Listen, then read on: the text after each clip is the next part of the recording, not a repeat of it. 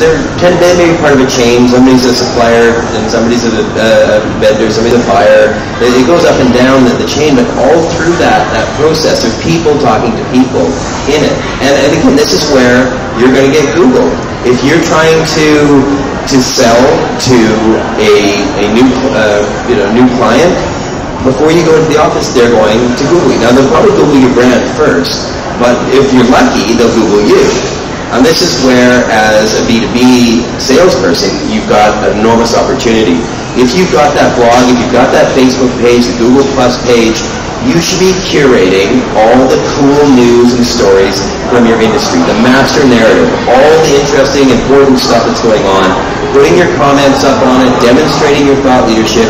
And again, it's a bit of that authority marketing, putting your stamp of authority on all of this stuff, so that when you get to that meeting and they Googled you, they're thinking, oh my God, this is the smartest person on this topic I have ever had the opportunity to sit down and meet with. And while maybe that's not true, it's just going to be through your very good management, your curation of your online presence, that's going to give you that sort of influence in the meeting. Yeah, in a way, my blog, 50% content of my blog are B2B, because I talk a lot about industry news. Perhaps you might have found my blog because of some keywords. So you have to think about what topics that industry, among the piece of the industry, people will talk about, people will look for information. I think it's very most important in the first step. Just always go back to search. Any search people here today? Alright, one more question? Come on. One of the fangirls in the back, come on. Give us something good. I'll ask you a question. Oh, got one in the back there.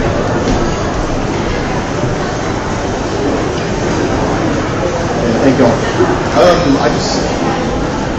In all this social media, can you all talk a little bit about how social media really conveys the real world? We talk so much about how to influence in stores and all this kind of stuff, but what is the real world impact? And me, as a consumer, being bombarded by messages from everybody and every place, not only my friends, but also professional social marketers, where we're inundated every day with so many messages. Sometimes they're mixed messages.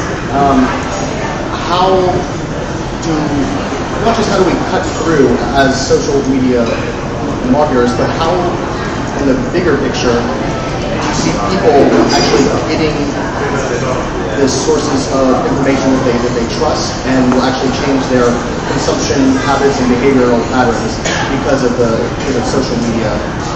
All right. I think it all boils down to trust. And what social media lets us do is to pick and choose who we're going to trust. In the era of mass media, when you opened up a magazine or turned on a TV channel, you were so stuck with whatever commercials they were going to give you. And that's still to some extent true if you're visiting web pages and they've got real-time display ad placement that's pulling data about you from wherever and trying to push stuff in front of you. But ignoring that for a bit, I think we're going to move into an era where brands are actively trying to talk to you, and not in a spammy sort of way, but in a way that says, oh, you've been to my shop before, you bought stuff here before, we talked in the shop, I remember who you are, I remember what you like, and I remember the next time you come in the shop what you had before, and I want to help make sure that you keep coming back to the store. I think there's a relationship building thing here, and it's a trust, and we're going to filter out anybody we don't trust. So recommendations from other people will be key to getting into somebody else's circle of trust. It's going to be hard for me just to spam you and you're not going to let me through the door. You're going to filter me out. But if you've got a couple of close friends who say, no, you got to listen to him. He's got some good stuff. Then I'll become part of that circle of trust. So I think there's a real change in the way that all of us are trying to manage this. Because you're right, it's information overload. Well, actually, it's really filter failure. And we're actually starting to get, I think, our defense shields have gone up and we're trying to filter everything now. Or if you're not, your brain's about to explode. So I think, filters now, the best filters are going to be our friends and our communities. I think a lot of e-marketers, they confuse between the digital strategy and social strategy. Digital strategy, okay, you pay for the Yahoo homepage, you can, do this crazy ad, force people to see your content, all right? But for social media, you can't do this. You can't do push content like the way you do other digital print media stuff. Social media, your social media strategy is always based on conversation. And conversation, most importantly, from my opinion, is whether your brand can be taught like a real person. That person that you want to talk to, or you can be trust. I think it's more important. I think it's just like in real life, yes. Who we believe and who we trust. Certain things we have to filter. Yeah. Even for bloggers, you can tell some bloggers they are paid to blog. Obviously, some bloggers are not. I always have to put a disclaimer that this blog is not paid. But you can tell whether it's a genuine conversation on that person or the brand as well. McDonald's, my client, in Canada, they did a very good campaign about, people always criticize about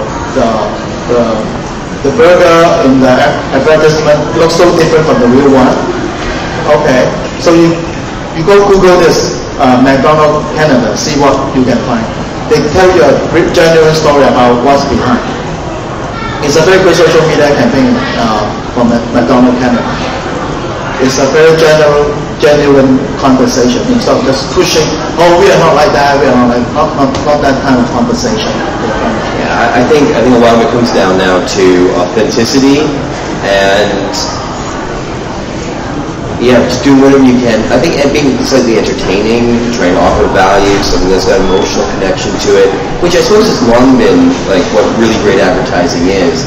But now you've got that ability to listen in a whole new way. And I think those who are doing the best job out there right now are the ones who use their ears and mouth in the same ratio and listen at least twice as much to how much they talk. Now, that said, I think we've been talking for too much, and it's time to listen to all of you. We will stick around for a bit more, chat with you guys after the show, but I think that's pretty much it for our panel. Back to you, Karen. Thank you, Jay, Rudy, and Eunice, and thank you everyone for staying with us. We are actually building a special community whereby we will invite people. For some of you, I think you have leave behind your name cards when you attend our other social media events. And then we have that interesting database, and we will organize this kind of social media sharing every now and then, besides just social media week. So if you want to be part of the community, do make sure you leave behind a copy of your name card or your contact details, and you'll get to know more about us. So thank you very much for your time. We still have an afternoon session from 2:30 to 5:30, basically focusing on new insights, fun things in China. And I think we are the first organization to have the privilege to have senior executives from Sina Weibo and also Tencent to be sharing in the same environment. So let's see what happens this afternoon. So stay tuned.